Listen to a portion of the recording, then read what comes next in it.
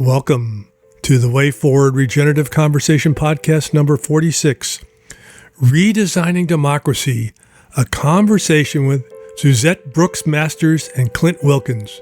I'm Jim Burke, the producer. This is presented in partnership with Elders Climate Action and Elders Action Network. What if future generations had a seat at the table today? In a time of deep political polarization and climate urgency, future design offers us a bold new way of thinking, one that invites us to speak, act, and lead as if our descendants are listening.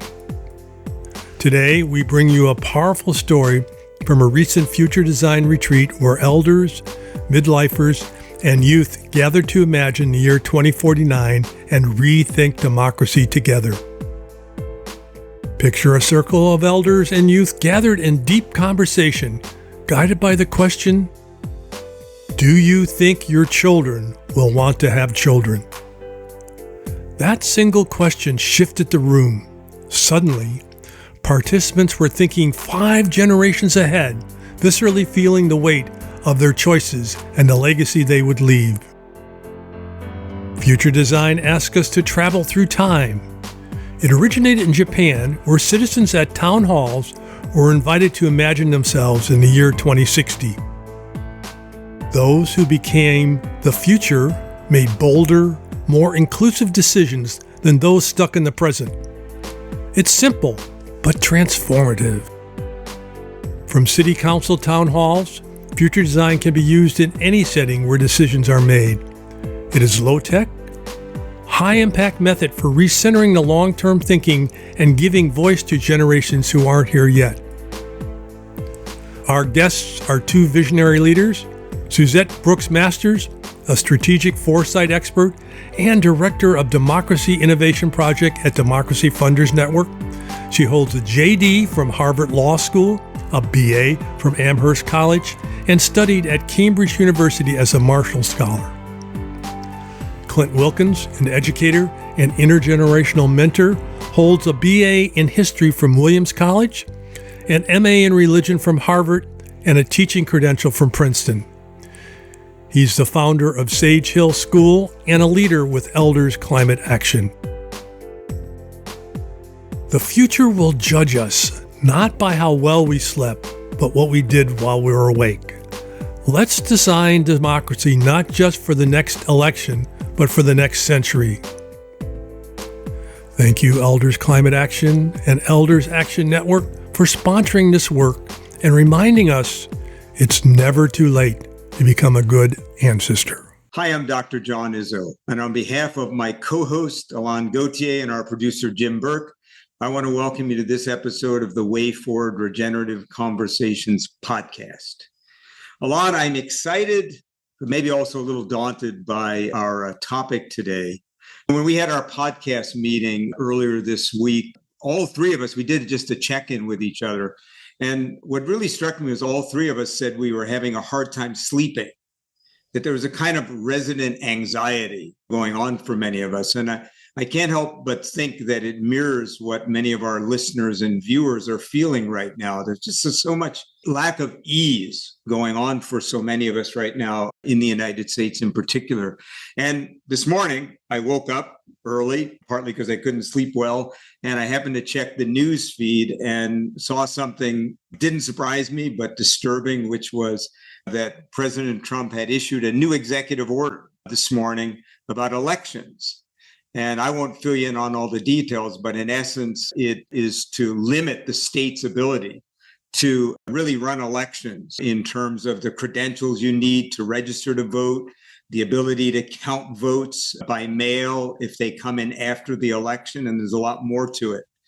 And also, I was reading some of the things that are happening at the border with ICE agents, who are in many cases literally scouring the social media of people who are here legally, students and green card holders, and detaining them in some cases because their social media or political views are not in alignment with the foreign policy of the current administration. And I felt it was so important to just say a word about that today, because as many of our viewers know, we're not prone to histrionics here on this podcast. And when we had Manda Scott from the United Kingdom here in October, and she suggested that she thought there would never be another election in the United States, I confronted her and said, no, Manda, you're wrong. Have faith in America and the American system. But make no mistake, listeners, about one thing. The intention of these executive orders is to crush dissent in all its forms. That's why the Associated Press and other press agencies have been kicked out of the Pentagon and not allowed to go on Air Force One because they won't do things like call the Gulf of Mexico the Gulf of America. Make no mistake, the purpose of all these executive orders is to crush dissent and to ensure that the president and his party, as it is right now, not the historic Republican Party, has its will on the American people. And today we're going to be talking about the future and how we reimagine and move into the future. And make no mistake, future generations will judge all of us today, not by how well we sleep at night, but what we do while we're awake about the things that are happening. And I can't help but think of that famous quote from the Protestant bishop in Germany who said after the rise of Nazism, he said, when they came for the Jews, we said nothing. When they came for the Catholics, we said nothing. By the time they came for us, there was no one to say anything. So make no mistake, today it's students and people here on visas, but if they get away with it, it'll be you and I. And one more maybe funny but honest comment, there's two people I hope are not sleeping well these days, because within a few weeks, most of these executive orders are going to go to the Supreme Court. And I, for one, am hoping that John Roberts and Amy Coney Barrett are not sleeping very well these days, because I think they're probably the only two people who stand in the way right now of where we're headed. So enough of that, but we can't be silent. You know, silence is criminal when justice is in chains. So let's get started. Today, we are going to talk about the future and how we imagine the future, and about a particular tool and technique, future design, that can help us think about the future in a different way. And we're going to spend a little bit of time thinking as well about how we imagine the future of our democracy. And one of the things that strikes me in reading some of the writings of one of our guests, Suzette Masters, is that one thing the majority of the Americans agree on is that the system of democracy as we practice is pretty much broken. So whatever our political views, almost everyone thinks it's not working. And you think about it for a moment, I think about Peter Senge, who said, a system problem is when the system creates outcomes that most individuals would not choose. That's how you know you have a system problem. And think about what the current system of democracy in America has created. We hate each other, our families, sisters, brothers who can't even talk to each other at dinner, let alone talk about politics, gross inequality, the destruction of the natural system, our inability to solve problems from debt to infrastructure to Social Security or the green transition.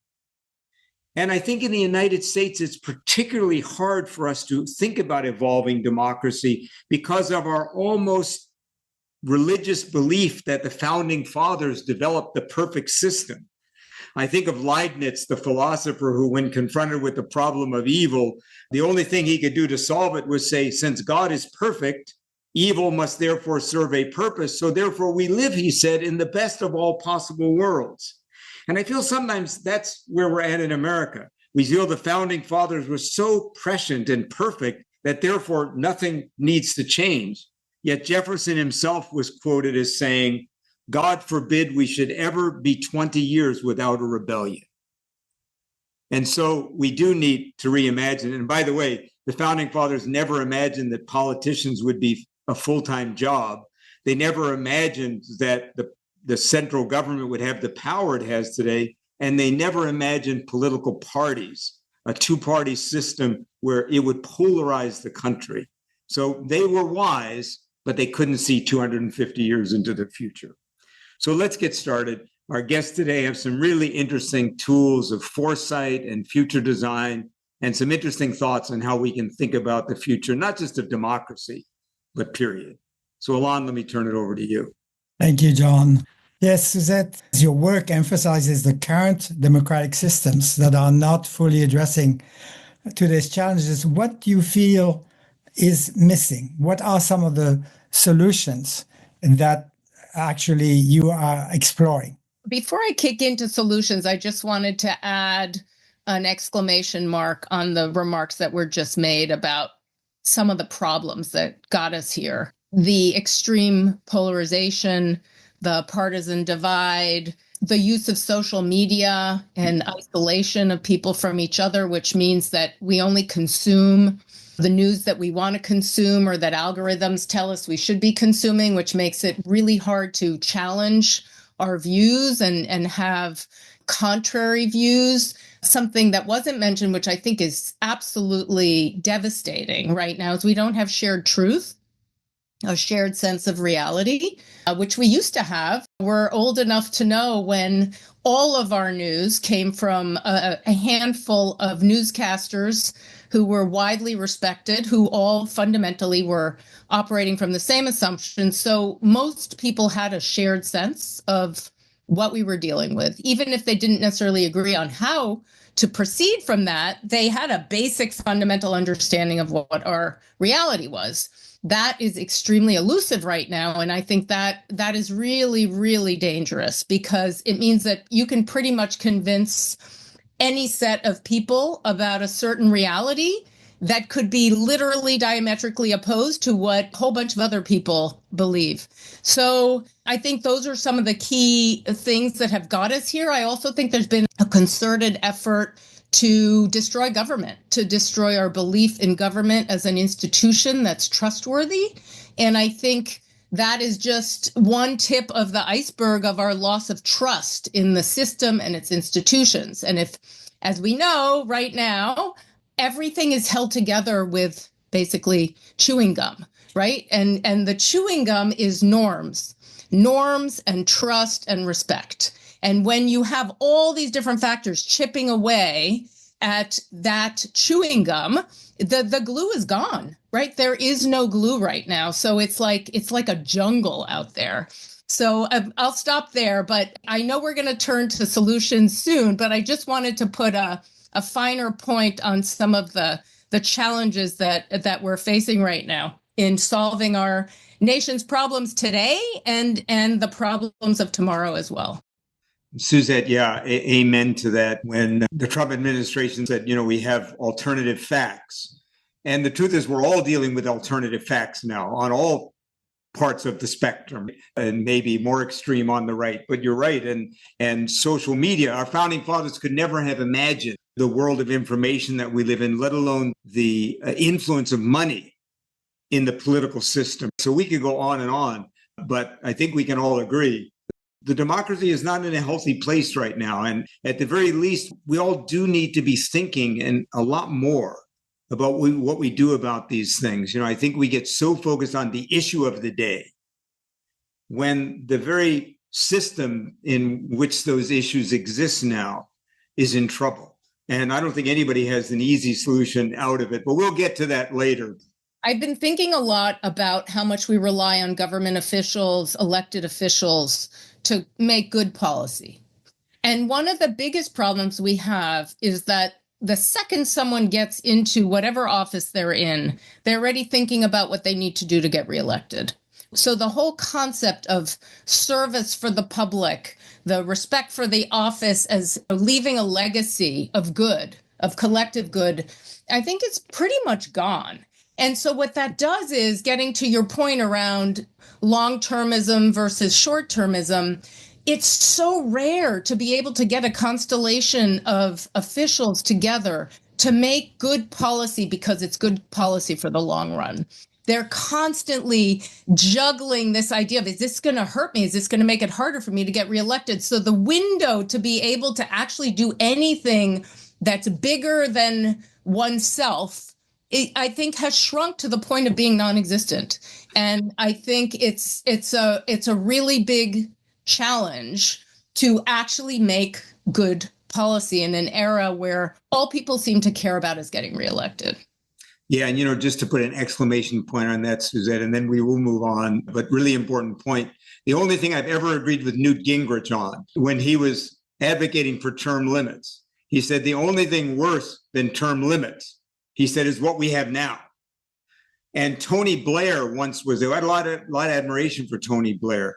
Someone asked Tony Blair, why don't politicians, political leaders, solve big problems like debt and like the environment? And he said, because the consequences of not acting happen after your next election, but the consequences of acting happen now.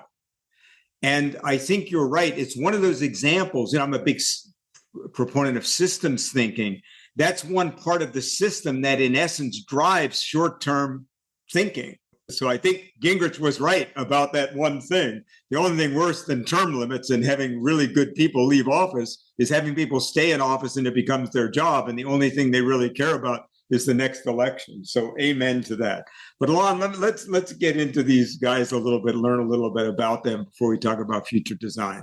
So maybe let's start with Suzette. Could you share a personal experience or turning point in your life that inspired your commitment to democratic renewal and future design? Well, I think it probably, this is not a specific point in time, but more like a few weeks in time. I would say after the first Trump election, I was really crestfallen. And I was really worried about the possibility of it and took it quite seriously, unlike many of the people that I knew. But what happened is I realized that everything that I had been working on, all the values that I had, and all the things that I held dear were now up for grabs and in a very, very vulnerable position. And so I started getting involved in the pro-democracy movement. And it was all defense. It was all impact litigation and preparing oneself for the onslaught and all the things that probably people are doing today as well. The cumulative effect of being in that mode of anticipating negative outcomes and trying to manage the risk, get ahead of it, anticipate it, was so depressing to me that it was really hard for me to sleep at night, put a smile on my face. And so that's when I made the pivot to thinking about who wasn't depressed, like who was able to get up in the morning and do something because they were so animated by the possibility of something good happening, not just anticipating all these worst case scenarios. And so that's when I started on this journey, which is what we're going to get into a little bit later, about who are the people that are figuring out how to move forward, even when things are very challenging, and find ways of renewing their faith in human agency and collective action, in the possibility for change. And that was a key kind of mindset shift that I had to make in my own life, because the other work was just frankly making me way too depressed. Thank you, Suzette. And Clint, you have dedicated significant energy to climate action and intergenerational work. What life experience shaped your passion for these issues? Well, first, I like to say I spent my entire adult life in the good company of teenagers, headmaster and school principal, and they buoyed my spirits and nourished me on a daily basis. So that has prepared me, I think, above all else. We realized with Elders Climate Action that we had a retreat about a year and a half ago, and the idea of the retreat was being or becoming a good ancestor. And at the end of the retreat, some of the participants were having coffee and they said, well, that's great, but how? How can we become good ancestors? So that's the origin story for our group of elders to do something. And I think it's really important to do something. Suzette mentioned we're primarily on defense, and this is actually taking the offensive in some way, and that is getting the elders more involved. I mean, we've got a good chunk of life still ahead of us, not a lot, but we're really well served to do something. And we learned early on that administering, which I did my whole life, intergenerational programs with youth, like a service learning program. We're really not well situated for that, but we have convening power. We can bring people together and create really an open space. And when Suzette mentioned that we have a lack of shared reality, for one day when we did this retreat on future design in Silicon Valley, where we brought youth, midlifers, and elders together, there was a shared space, a neutral space, a comfortable space, a pregnant space, if you will. So I think I've addressed your question, Alain. Yeah, that's great. Thank you, Clint, and thank you, Suzette. We're going to get into future design in just a moment. But Suzette, something you said really struck me when you said, I got curious about who was sleeping well at night because they felt that they were onto something. And I thought about that great quote from Mr. Rogers when they asked him, what did he do when he got really worried about the world, that things were going in the wrong direction? And he said, when I was young, my mother used to say to me, Teddy, whenever things are looking dark, there are always people trying to help. And she said, Teddy, whenever you feel that way, look for the helpers. And I feel like the corollary of that is look for the promising possibilities of what's beginning to show us how things might be different. So that's probably a good segue into future design. So Suzette, our listeners probably have no idea what future design is. I do a lot of work in the future space at the Stimson Center in Washington with the practice of foresight. And I know you have experience there as well. This is a little different. So for our listeners and viewers, what is future design? And why do you think it matters right now? And maybe give us a couple of examples besides the ECA one we're going to talk about. I know there's some in Japan of how this has been useful. So what is it? Why does it matter? And give us an example to ground us in it. Well, first off, I want to say that it's not surprising that most people have not heard of future design since it's really new and it's mostly been done only in Japan. So it's a really emergent practice.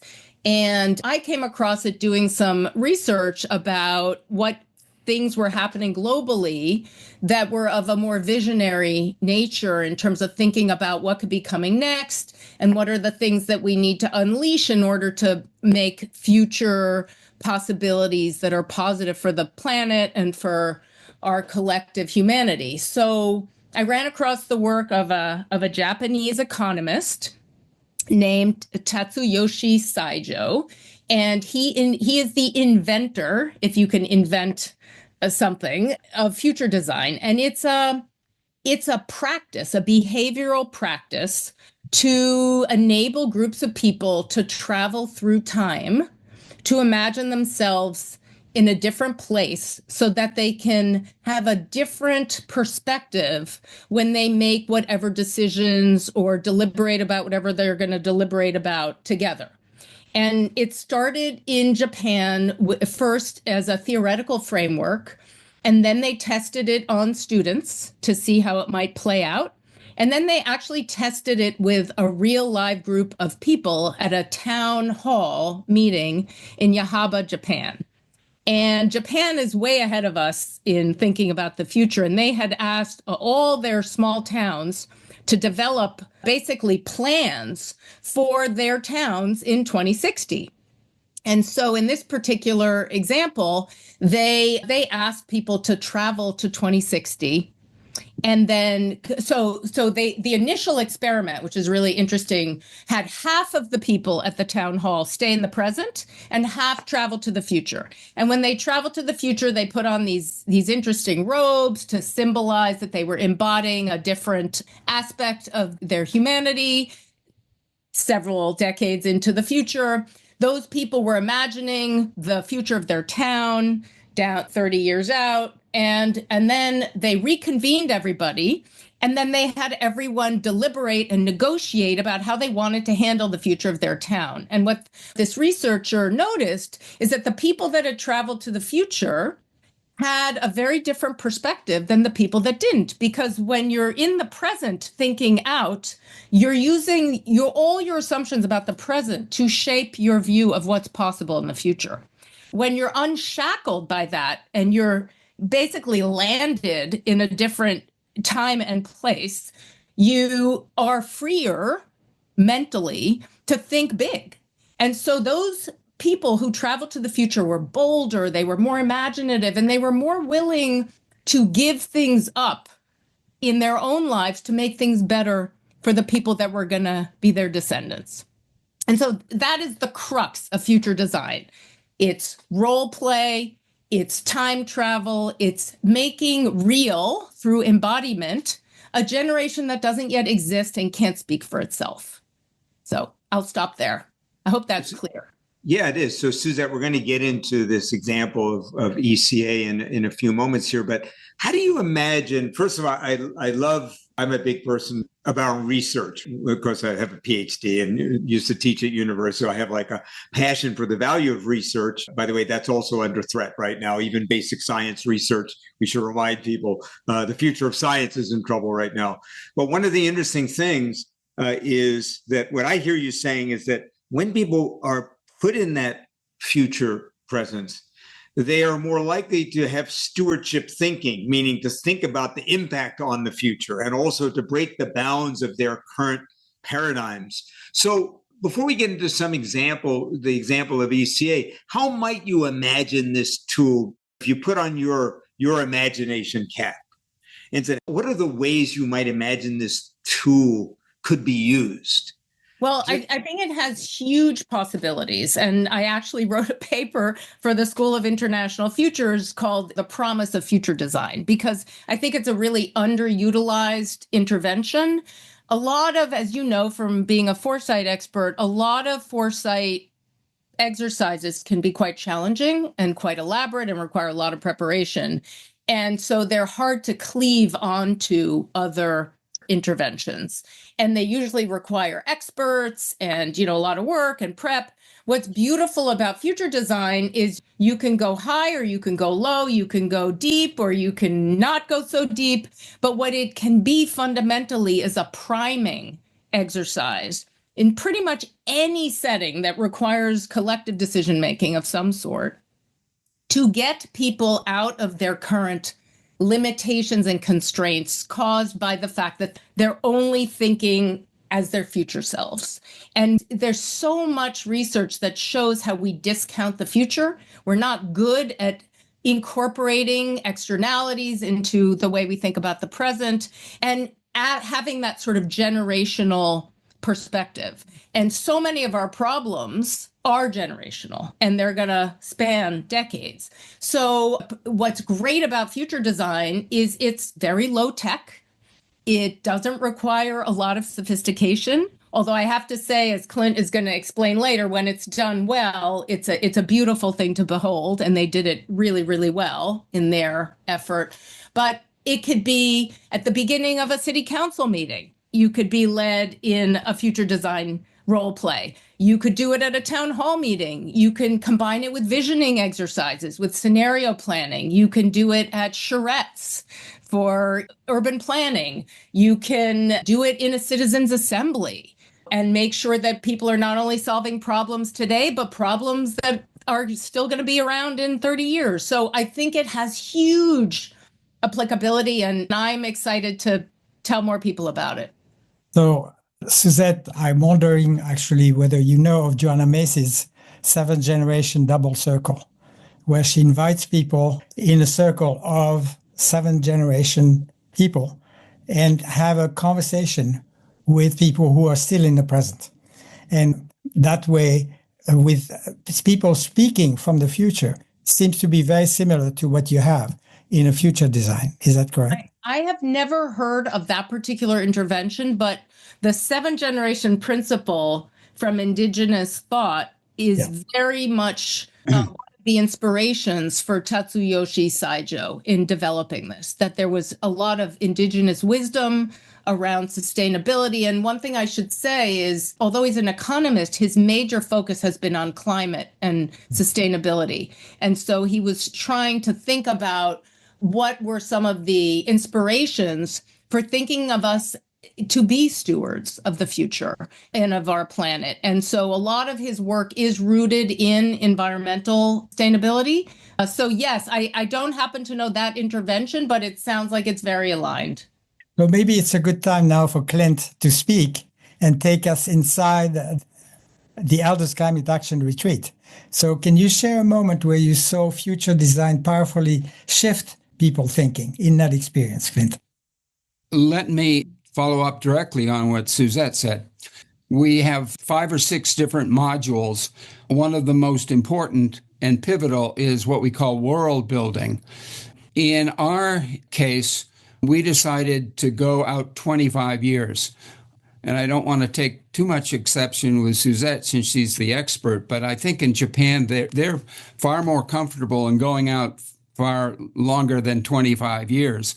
50 is kind of the norm for many prefectures that do it. Anyway, we were in the midst of world building, a pretty tight curriculum we had built, and we used stories as evocative tools, both cautionary stories about the year 2049, 25 years, almost California's 200th birthday. And we also use cautionary stories. So both uplifting and cautionary stories, and then we analyze them by using a social science framework. I won't get into the details. So we were essentially building, what is this world like? We kind of made concrete some of our imaginations about what that would be like. And in my group, there were 6 tables. There were 7 of us, 2 midlifers, 2 elders, and 2 youth, and a facilitator. And I was a facilitator at this table. And in the middle of it, I stopped and I said, okay. And I turned to the youth and I said, okay, how old are you going to be in 2049? And they said, well, 45, 42. Do you want to have children? And in my group, both said yes. And I said, do you think your children will want to have children? And they said, yeah, I think so. And I said, bingo, we've gone 5 generations out. It's not quite 7. And I'm not sure why the Iroquois nation chose 7. But in our culture, thinking and getting more vivid 5 generations out is pretty damn good. I could go on with other stories, but I think that addresses your question, Alain. May I throw in a little commentary on what's so unusual about what Clint and his colleagues have done? As I mentioned, future design is really new. Not that many people know about it, not that many people write about it. And when Clint's group decided they wanted to do this effort, they read everything that there was to read. They were just as knowledgeable as I was.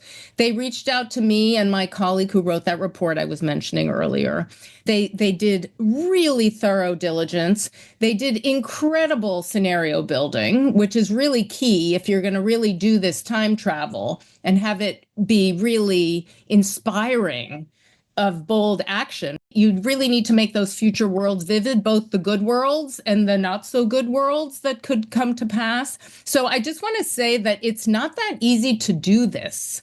It's still a pretty theoretical frame, and it's really an academic discipline. And so it's up to people like Clint to bring this to life, to use it in different settings, and to see how it can activate people to think differently, to be more empathetic about what could come down the pike. And I forgot to mention earlier, the crux of what future design is all about is to create intergenerational empathy, to something that's called futurability, the willingness to give something up for others. And so it's very easy to think about that in the context of your own family. Like, what parent wouldn't give up food for their child? But when you're talking about people whom you don't know, it's a lot more challenging. Like, how do you theoretically give stuff up for somebody else whom you don't even know? And so that's what the beauty of future design is. It's to really get people in that mindset of the good ancestor,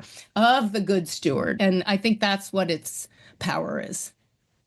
Indeed, if I can piggyback, Indeed, that's true. But we also experienced a number of surprises. It wasn't just getting people to take their medicine about the future. And in our group, we were negotiating for the future.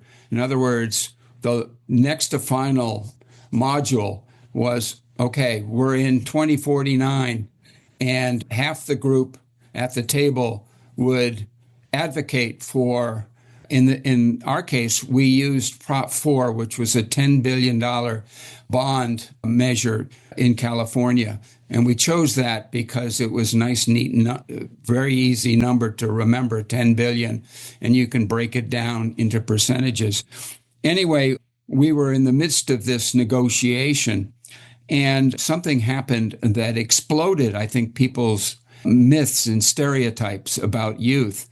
The midlifers in the group who are advocating for the future advocated for, they took the 10 billion to 1.5 trillion.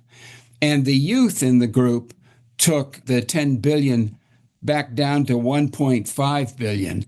And that was a surprise to everybody. And it wasn't a surprise to me, having spent my entire life with teenagers, that teenagers are remarkably conservative beings. Just try to cut down a tree on a school campus. Their lives are so filled with change that they want to stop the world. I want to get off, kind of thing. So what really happened on that day was that we exploded stereotypes. We saw each other. I think the youth saw past our gray hair, and we saw past their stereotypes. And in no way, shape, or form, I don't think anybody entered the thought of, okay, boomer. It was really a remarkable experience in that regard.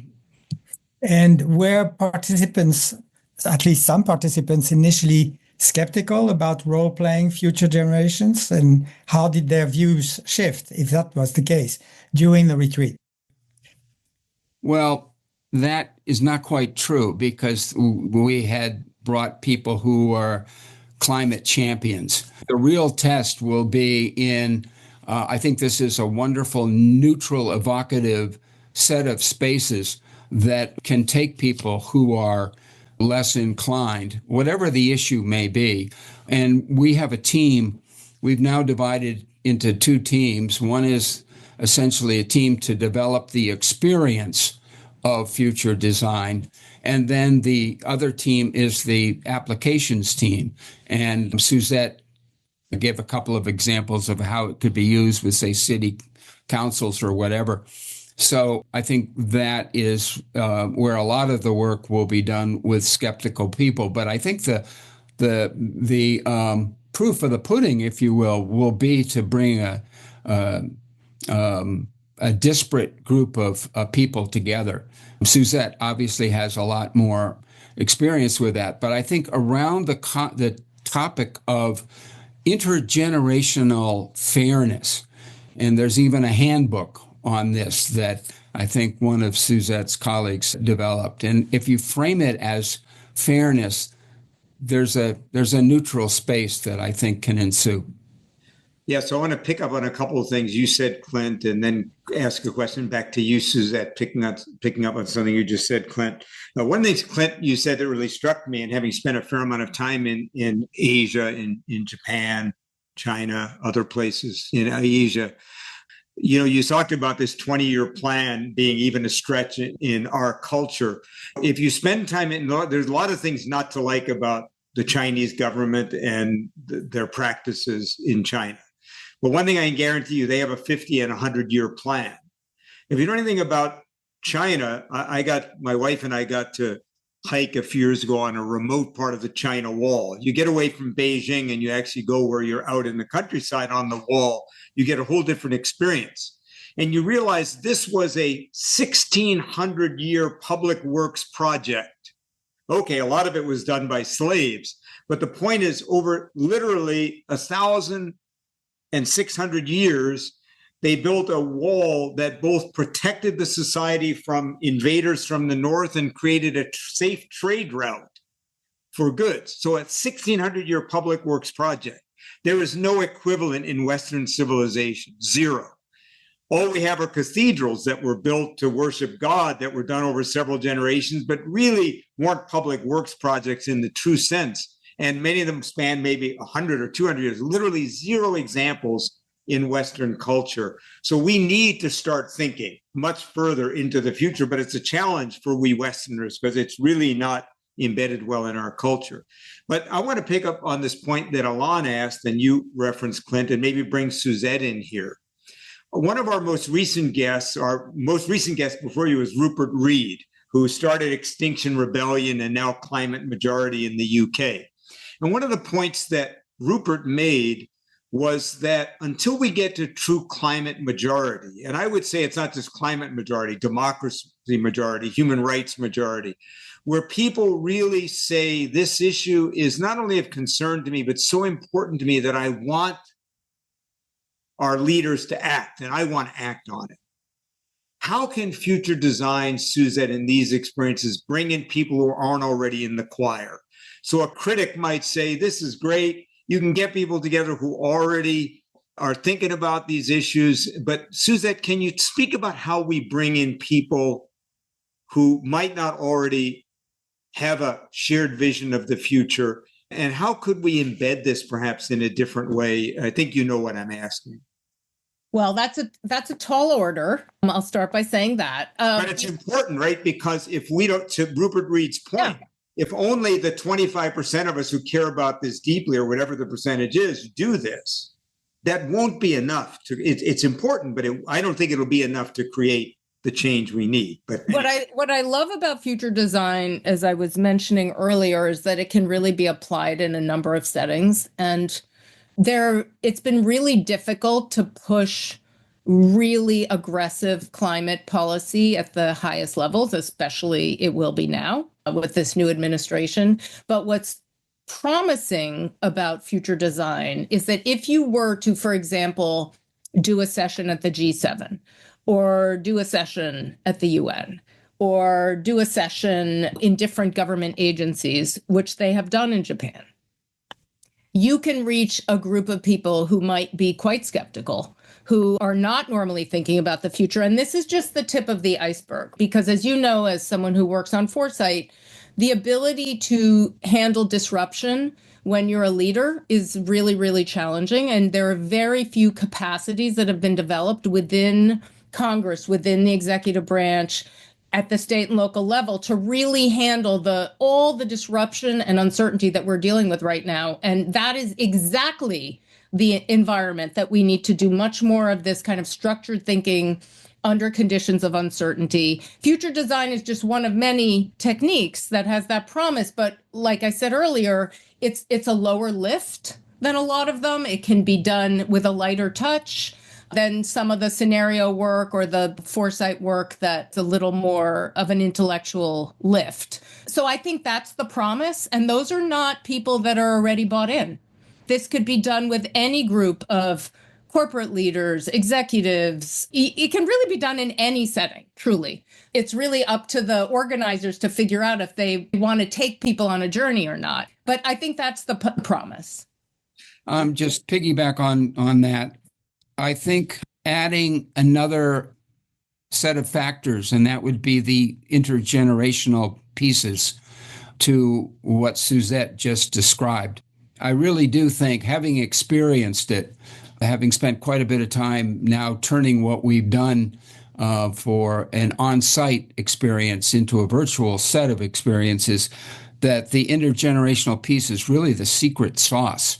And it may be a catalyst for kind of hastening some sort of shift in perspective on the part of skeptical people. Yeah, that makes sense. And I think that if you think about one of the things that almost all parents and grandparents think about is the future of their children and their grandchildren. So I think when you do it intergenerationally, it forces especially older and midlife people to think about those future generations. So I think and also it brings a diversity of perspective that's so important. So I think it's a really good point, Clint. And, I was thinking when you were saying that, Suzette, that we most desperately need to do this in the halls of Congress, et cetera. But I think you'd agree with me, that is the least likely place for it to happen first. So I wonder what your thoughts are on, I think you've written a bit about this, about the importance of this happening locally in communities, among citizens first. Let's talk about that, because it seems to me that if this is to evolve into something, the use of future design or future design kind of thinking, it seems to me it is most likely to take root among citizens and in local communities first, and to bubble up rather than the other way around. But I wonder what your thoughts are on how somebody listening today might have a lot of power to do this in their own community or town or city. How might someone say, I've heard this, I'd like to do what Clint and these guys did, and hats off to you guys, by the way, Clint, like Suzette said, for just taking the initiative and doing it. So speak a little about that. Yeah, I absolutely think the local level is the place where these practices are likely to be used most effectively, in part because of what I said earlier about some basic shared realities and facts, but also that people usually care deeply about where they live, and their country is a much more abstract concept, but people usually have a tangible kind of rootedness to where they live. So the challenge is, where is this going to originate? And who are going to be the conveners?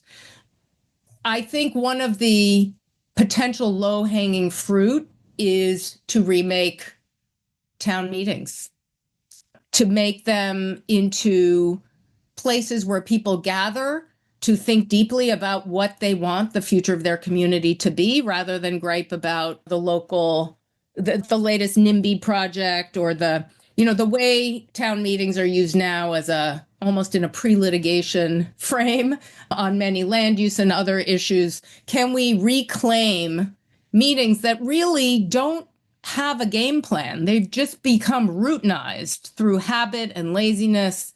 Can we transform them into a place where people want to gather, where people want to get together with their neighbors and say, I know we can agree on things that we want for our kids and grandkids in this place, and how do we think, more creatively about that? So that would be my first comment. There are planning and community board meetings. There are city council hearings. We could get interested city council people and others to hold hearings.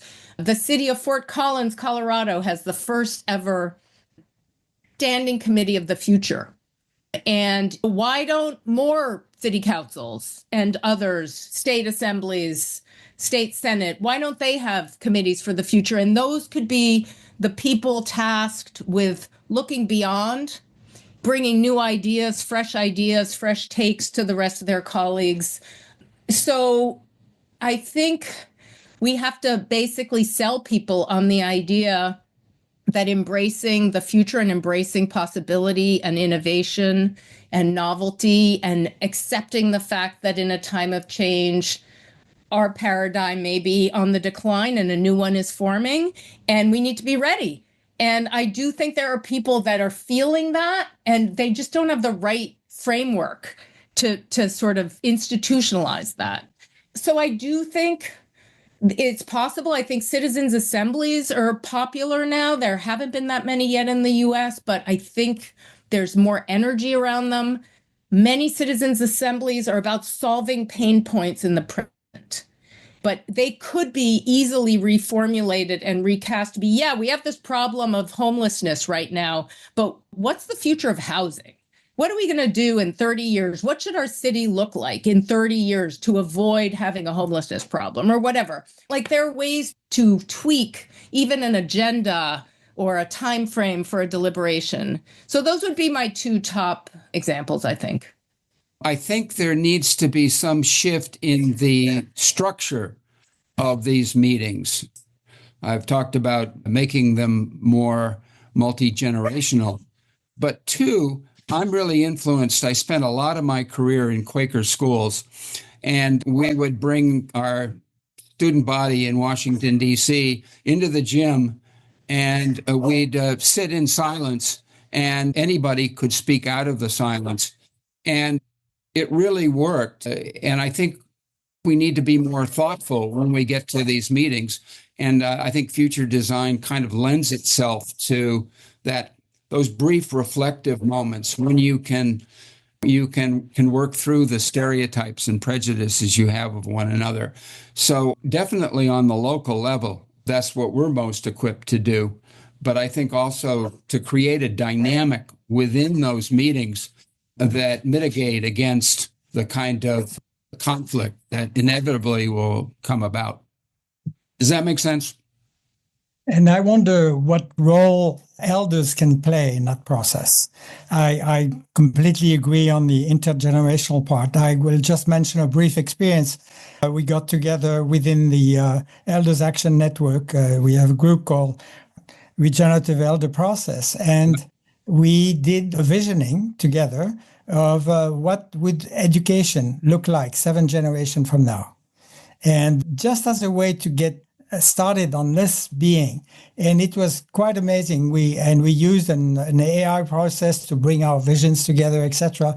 But whatever the details are, it was remarkable to see how people would feel that there are indeed possibilities that they carry within themselves that then could be brought out in a much more intergenerational way. So any thoughts on the role that elders in communities can play that would move in that direction? Not of course, the only role, but one of the roles. Well, again, conveners, creating that space, creating that respect among the generations. I think, we kind of happened on that notion out of kind of default and experimentation, what worked and what didn't. But we have those powers. I want to add is the future design scholar Saijo, who I mentioned earlier, just wrote a really interesting blog about older people and their perspective in the future design process. And he said there was a really counterintuitive finding, which is that, and this echoes some of what Clint observed earlier, which is that the young people, sometimes really didn't have enough lived experience and enough perspective to really imagine bold solutions. They could imagine perhaps tech innovations, but in terms of systems change and things like that, it was harder for them. Whereas the older folks who participated in the future design process, he said, were the boldest, most creative in terms of generating ideas, which is a really interesting thing that you wouldn't ordinarily expect. And so, yes, to intergenerational work, but the interesting thing about future design is it doesn't have to be set up the way Clint set it up. What Clint did was really interesting with the different demographic groups, but future design can happen with any group at any age, really. And the idea of youth engagement, youth participation, giving life to people who have not yet been born, that's not necessarily the role of a young person. It's the role of any person who decides that they believe that these people deserve, that they're a constituency without representation, and that our role is to give them representation, to bring them to the table. But that's not necessarily something that a 13-year-old is uniquely qualified to do, right? And it may be that the people like us who have been around the block a few times might be the biggest spokespeople for the importance of giving those stakeholders a seat at the table. So I think that's an interesting twist that I just wanted to bring in. Let me just, one of the lovely things about these podcasts is these amazing conversations we have. One of the hardest things about it is we always run out of time. We could always go on for hours and hours. So Clint, I'm going to have to ask you to make the point you're going to make very briefly, and then I want you to, in 1 minute or less, what are ECA's plans in terms of any future stuff around using this future design? Well, we have a certain amount of wisdom. I say wisdom occasionally. And the best definition I found for wisdom is something that the Oxford Don, Isaiah Berlin, came up with. He said, wisdom is knowing what can be accomplished in a certain amount of time, what hangs people up, how things fit together, and not have a clue to describe it. And I think we do have occasional moments of wisdom. What we're going to be doing in the future is, well, we're putting the final touches on our virtual version. We've taken the retreat design and script, if you will, and we've transposed it over onto a different medium. And so we're about ready. I think this is going to be much more marketable and much more usable. So that is the main thing. And we have a team working on applications. And some of those folks are going out into their communities and developing tools, if you will. So those are the two things we're doing. Great. We really look forward to that. Alain, I turn to you for just a final quick comment, and then I'll wrap us up. Oh, thank you for being explicit about what's going to come next. And thank you for the going back and forth that we had about the experience that you had. So often when we have these conversations, every once in a while it's like, an hour is enough, but today I feel like we could have gone on and on. May have to have you guys back. But first of all, Suzette and Clint, thank you for the good work that you're doing about the future. Clint, the great work you're doing on the ground, and Suzette, also the thinking you're bringing about how we think about the future. And please do look at some of Suzette's broader work, which we'll link in some of the notes, in which she thinks not only about future design, but some of the ways really democracy needs to be reimagined to more participatory. And I love this idea of the future committee, this permanent committee thinking about the future. And as I reflect on our conversation today, we began kind of with restlessness and not being able to sleep at night. But, one of the things you said, Suzette, that I think is so important, going back to that Ted Rogers quote, find out who the helpers are, find out where the emergent positive future is happening. And I think the kind of events and tools that you've talked about, but as importantly, the kind of thinking about really us engaging in the future in a different way together is so important. And Suzette, you made me want to go back to Japan. I think of a wonderful experience I had at a public bath in Japan, separated by sexes, and I accidentally wore my shoes too far into the baths. And a very distinguished looking middle-aged Japanese gentleman said to me, he said, excuse me, he said, hard I know for you Westerners to understand. He said, but you do not want to bring the outside energy into the inside energy. And I just love the way he compassionately was telling me one of the differences between our cultures. And I think that it's something in the West we need to really engage with more deeply. So as always, the Japanese reinvented quality. Maybe they can help reinvent the future too. And just to remind all of us again that the future will judge us by what we do in this moment. One of the things I forgot to say in the beginning about President Trump's most recent executive order is his threat to withhold funds from any states that did not go along with his new election executive order. And, one of the things our founding fathers held as sacrosanct, partly because the only way they could form the United States was to give states incredible amounts of rights. But they also knew that the more distributed power was, the less likely it was to be abused. And as citizens, we need to remember, in spite of everything that's happening, we have tremendous power. The power of our conversation, the power of our wisdom to look at the future, our power to imagine the future in a different way, and our power to use our voice as citizens. So don't be afraid. It's your voice, use it. For now, we want to thank you, our listeners. If you love what you heard, please share it. If you think we could do better, we'd love to hear from you. And as we always remind our listeners at the end of every podcast, totally in line with today's conversation, remember, the future is not a destination waiting for us to arrive. What we will someday call history is what we choose to do today. Meanwhile, we'll see you next time on The Way Forward. Good day.